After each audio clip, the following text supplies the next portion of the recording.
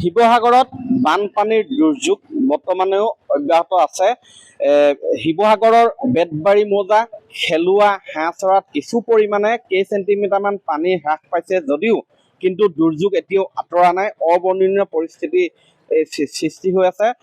মই বৰ্তমান শিৱসাগৰ চহৰৰ মাজমজিয়াত আছোঁ। শিৱসাগৰ চহৰখনো বৰ্তমান সম্পূৰ্ণ বানত প্লাবিত হৈছে। মই দেখুৱাইছোঁ দৰিকাৰ বাঢ়নী পানীয়ে শিৱসাগৰত এনেধৰণৰ পৰিৱেশৰ সৃষ্টি কৰিছে।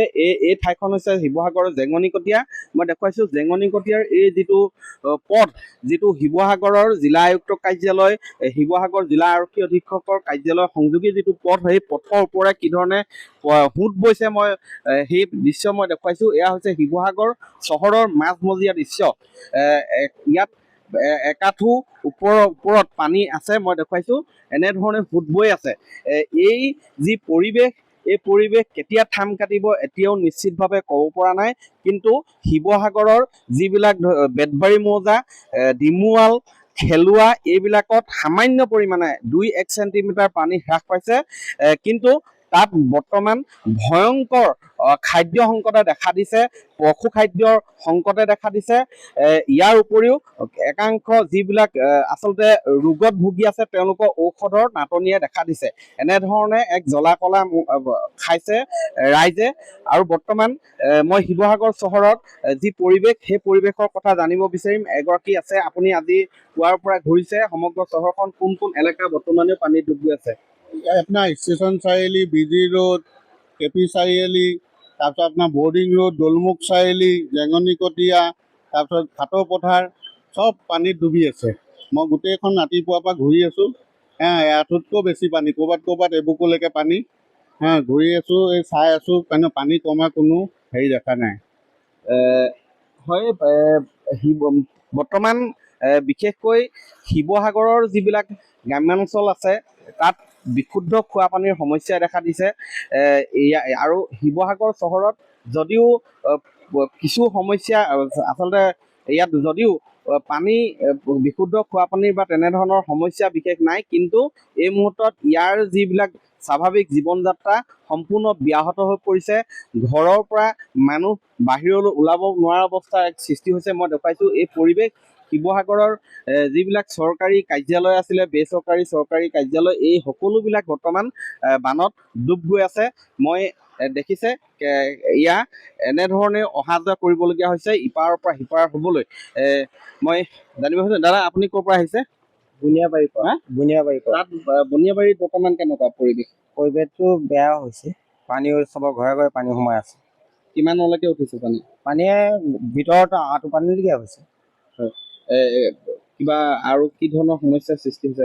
তাত খোৱা পানী এইবিলাক মজুত আছেনে? খোৱা পানীটো অসুবিধা হৈছে, পানীটো কিনি নি পেলাই খাই আছোঁ। টিউবেল বহিছে? টিউবেলটো বহি গৈছে।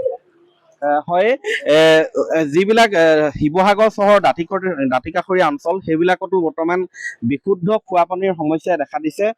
যিহেতু ঘৰৰ টিউবেল হওক বা টেপ হওক, মটৰ হওক, এই সকলোবিলাক পানীত ডুব গৈ আছে। মই আন এগৰাকীৰ ভাষ্য ল'ম, তেওঁ ক'ৰ পৰা আহিছে জানিবলৈ বিচাৰিম।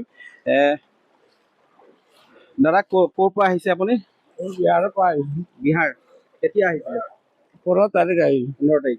মই আৰু এগৰাকী বাইদেউ ক'ৰ পৰা ক'লৈ আহিছে? মই ডিমৌৰ পৰা আহি আছোঁ। ডিমৌৰ পৰা আহি আছোঁ। ক'লৈ যাব? মই জয়সাগৰ ডিউটিলৈ যাওঁ। ডিউটিলৈ? এক মিনিট হ'ব। কোন বিভাগত কৰে আপুনি? মই পুলিচতে কৰোঁ। এতিয়া মানে এই হেৰি এটা আছামী এজনী আছে, হেৰি কৰিবলৈ যাওঁ। কেনেকুৱা এতিয়া কি পৰিৱেশে পৰিস্থিতি বিৰাজ কৰিছে? এই গাড়ী নাহে এইখিনিৰ পৰা। ডিমৌৰ পৰা আহি আছিলোঁ। ডিমৌৰ পৰা আহি আছিলোঁ। ডিমৌৰ পৰা? হয়। ডিমৌত ক'ত এই ধৰণে হাইৱে ক'ত আপুনি দেখিছে পানী? ডিমৌ হাইৱেটোতে আছে পানী। ডিমৌৰ পৰা হয়, শিৱসাগৰৰ যি ৩৭ নং ৰাষ্ট্ৰীয় ঘাইপথ, সেই ৩৭ নং ৰাষ্ট্ৰীয় ঘাইপথৰ কেইবাঠাইতো ৰাষ্ট্ৰীয় ঘাইপথৰ ওপৰেৰে যথেষ্ট পানী বাগৰি আছে। শিৱসাগৰৰ বেতবাৰী মৌজাৰ প্ৰায় 1 কিলোমিটাৰ ৩৭ নং ৰাষ্ট্ৰীয় ঘাইপথৰ ওপৰত সম্পূৰ্ণ পানী ওপৰে বাগৰি আছে। এনেধৰণৰ এক পৰিৱেশে বিৰাজ কৰিছে।